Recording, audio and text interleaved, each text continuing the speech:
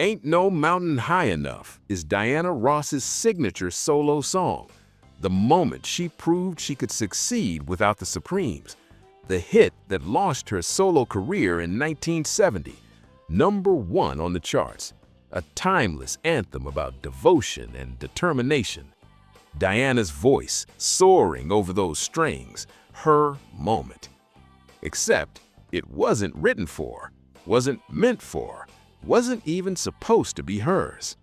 The song belonged to someone else, two people actually, who'd recorded it 3 years earlier, made it beautiful, made it theirs, then watched the very people who wrote it take it back and hand it to Diana. Marvin Gaye and Tammi Terrell recorded Ain't No Mountain High Enough in 1967, written by Nicholas Ashford and Berry Simpson.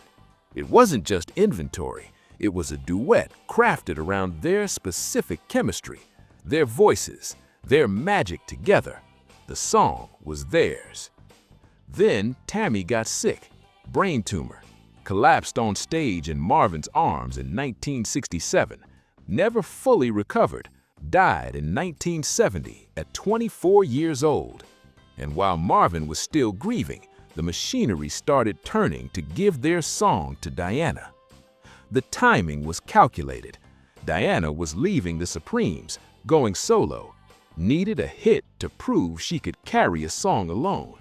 But the betrayal didn't just come from the executives, it came from the creators. Ashford and Simpson, the songwriters themselves, saw an opportunity. They didn't just let it happen, they pitched it. They believed they could reinvent their own song for Diana. They stripped it of the duet magic that made it special, reimagined it as a symphonic gospel showcase. Diana sang Marvin and Tammy's song, and the world began to forget Marvin and Tammi had ever sung it first. Here's what makes it complicated. Diana's version is objectively brilliant. The arrangement is spectacular. The build-up from the spoken word intro to the orchestral crescendo is masterful. Diana's vocal performance is committed and powerful. The song works as a solo vehicle, but the success doesn't erase the strangeness of the transfer. Diana's version became the standard for a generation. The creators were right, it worked, but success doesn't erase what was taken. Marvin Gaye watched it happen. His duet with Tammi, his dead partner whose memory was still fresh, their song together, given to Diana by the very friends who wrote it for them. Marvin couldn't say anything publicly, couldn't express anger without seeming petty, so he stayed silent and watched Diana erase him and Tammi from the song's current moment. Diana had to know, had to understand she was singing a song created for people she knew personally, had to be aware that Tammi had just died, that Marvin was grieving, that taking this song meant erasing their version from the spotlight. Maybe Diana felt guilty, maybe she didn't think about it, maybe she decided her career mattered more than sentimental attachment to a previous version. Either way, Diana sang the song, promoted it, made it hers. The betrayal cuts deeper because of the timing. Tammi died March 16, 1970. Diana's version was released months later. The grief was fresh. Marvin was destroyed by Tammy's death. And while Marvin was grieving, the studio was busy erasing Tammy's legacy. The cruelty wasn't accidental, it was strategic. The writers and the label needed a hit for Diana. Marvin's pain and Tammy's memory were irrelevant compared to that need. Nicholas Ashford and Berry Simpson originally wrote the song as a love letter, an expression of mutual devotion. They watched Marvin and Tammi breathe life into it, trading lines, creating that effortless chemistry. But in the music industry, a song isn't a memory, it's an asset. And Ashford and Simpson proved that assets are recyclable. This wasn't a case of the writers sitting helplessly while the big bad record label stole their song. This is the uncomfortable truth. Ashford and Simpson did it themselves. They were the producers on Diana's version. They were the ones who walked into the studio and decided to dismantle the duet. They looked at the song they had built for Marvin and Tammi and decided it could be bigger if they gave it to Diana. In fact, Berry Gordy, the head of Motown, actually hated the new version. He thought the long spoken word intro was boring. He didn't want to release it. It was Ashford and Simpson who fought for it. They pushed to have Marvin and Tammy's version replaced by their new grand vision for Diana. The betrayal came from inside the room. The people who understood Marvin and Tammy's magic best were the ones who decided it was disposable. Diana's arrangement was radically different because the writers made it different. The original was a conversation, back and forth harmony. Diana's version eliminated the partner entirely, made it a monologue, Diana declaring her devotion alone. No partner, no conversation, just Diana's voice and the orchestra. The transformation was deliberate. The writers needed to prove Diana could carry a song without the Supremes, so they erased the concept of partnership from the composition itself. The production on Diana's version was massive. Strings, horns, gospel choir. The arrangement was designed to showcase Diana's voice, to give her moments to demonstrate range and power, to create an anthem rather than a love song. Ashford and Simpson gave her a production that made the song feel important, made Diana sound important. The strategy worked. The song became a classic. But it meant the creators themselves sacrificed the original interpretation to build the new one. If you're the kind of person who notices the machinery behind the magic, who realizes that sometimes the creators themselves are the ones holding the eraser, this is where those observations get a voice. Marvin Gaye's relationship with the song became complicated. He couldn't perform it anymore, couldn't sing his version without people thinking he was covering Diana, or worse, reminding people of what was lost. The song that had been his became hers. His history with it was overwritten. Tammy's memory attached to it was pushed aside.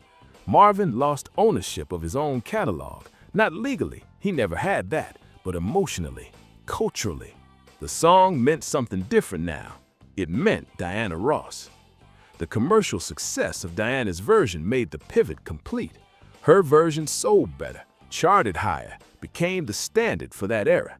Radio played Diana's version heavily.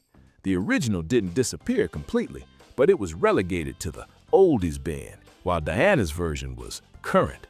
That was how the machinery worked. The present erased the past. The priority artist erased everyone else. Tammi Terrell couldn't defend her legacy. She was dead. Her version of the song was her final major recording. She died knowing it was beautiful, knowing she and Marvin had created something special. But she'd never know that the very people who wrote it would take it back, that her final achievement would become a footnote to Diana's career, that her memory would be erased from the song's immediate history. Tammi died, believing the song was hers and Marvin's. Diana and the producers made sure it became hers alone. The grotesque disparity is that Diana's career flourished partly through repurposing Tammy's legacy.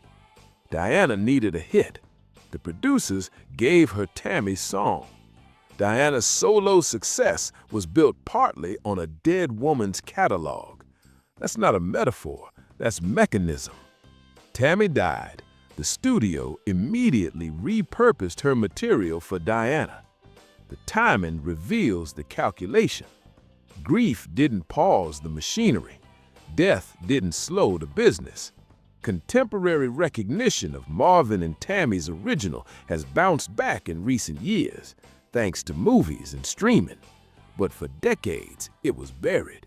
For a long time, the song was Diana's, completely, irrevocably. That temporary erasure was the goal, achieved perfectly. Marvin and Tammi recorded the original. Diana inherited their legacy. That inheritance wasn't a gift. It was a strategic reallocation of assets. Diana might argue she was just singing the song she was assigned, that she didn't write it, didn't arrange it, that Ashford and Simpson were the ones who brought it to her. All technically true, also insufficient, because Diana benefited from the transfer. Her career was launched by taking Marvin and Tammy's song and making it hers. Diana's lack of direct involvement in the decision doesn't erase her responsibility for the outcome. The song's success created a pattern. The label learned they could take catalog material, reassign it to priority artists. Ain't No Mountain High Enough proved the formula worked. Other artists' songs became Diana's songs. The Supremes' catalog became Diana's catalog. Motown's history was rewritten to center Diana. That rewriting required the systematic erasure of other artists' contributions. Marvin and Tammi were early casualties, not the last, just the most obvious example of how the machinery worked. Marvin Gaye died in 1984, shot by his father, tragic end to a troubled life. His obituaries mentioned Ain't No Mountain High Enough as one of his achievements, but the culture was still confused. Was it his? Was it Diana's? Even in death, the ownership was muddy. Diana's version had become so definitive that the original felt like a cover to the uninitiated. Tammi Terrell's legacy is the one that truly suffered. While Marvin had other hits, this was Tammy's peak, and it was taken. Young people today might know the song from a soundtrack, but they rarely know her name. They don't know the tragedy of the woman who collapsed singing these lyrics. She is a trivia question. Who sang the original? The answer should be a headline, not a footnote. Ashford and Simpson eventually made peace with what they did. They had to. They were successful songwriters, and the Diana Ross version made them a fortune. But the dynamic is haunting. They were the creators who killed their own creation to build a new one. They sat in the studio with Diana, coaching her on how to outsing the ghost of the version they did with Marvin and Tammi. That requires a specific kind of professional detachment. The question of whether Diana should acknowledge the original is interesting. Would it diminish her achievement to say this song was first recorded by Marvin Gaye and Tammi Terrell? Would it make her success feel less earned? Or would it add context? Diana has chosen silence for decades, never mentioned Marvin and Tammi, let their erasure stand unchallenged. That choice reveals priorities. Diana's legacy matters more than historical accuracy. Contemporary artists covering Ain't No Mountain High Enough often find themselves caught between the two versions, but the industry standard remains Diana's. Her version is the one performed at Divas tributes. Her version is the anthem. Marvin and Tammy's version is the vibes, the oldie. Diana's version is the statement. That hierarchy was constructed intentionally. The song's cultural meaning changed too. The original was about romantic devotion between partners, Marvin and Tammi singing to each other, promising to overcome obstacles together. Diana's version is about individual determination, one person declaring devotion alone. The shift from duet to solo changed what the song meant, made it about individual strength rather than partnership. That transformation served Diana's needs. A solo artist needed a solo anthem. The producers gave her one by erasing the partnership that made the song work originally. Diana is 80, still performing. Ain't No Mountain High Enough remains her signature closing number. Audiences expect it, cheer when the opening notes play, sing along to every word. But in that room, the ghosts are still there. Marvin is gone. Tammi is gone. The writers are gone. Diana is the last one standing, singing a song that was never meant for her, that she took and made her own. Maybe Diana thinks about Marvin and Tammi when she performs it. Maybe she remembers that the song wasn't written for her, that it meant something different to someone else. Or maybe she doesn't. Maybe the song is completely hers now, so thoroughly hers that the original doesn't even register. That's possible too. Success can make you forget what you took to achieve it, can make theft feel like destiny. The final accounting is this. Ain't No Mountain High Enough made Diana Ross a solo star. It proved she could succeed without the Supremes. All true. Also true is the song was written for Marvin Gaye and Tammi Terrell, recorded by them first, made beautiful by their chemistry. Then the very people who created it stripped it down and gave it to Diana. Tammi died. Marvin grieved. Diana sang their song and became a legend. Their loss became her triumph. That's how the machinery worked. That's what success required. Success has an origin story. Sometimes that origin is someone else's work, someone else's creation, someone else's memory getting overwritten so the triumph can feel complete. If understanding the cost of the anthem matters as much as singing along to it, this is where that accounting happens.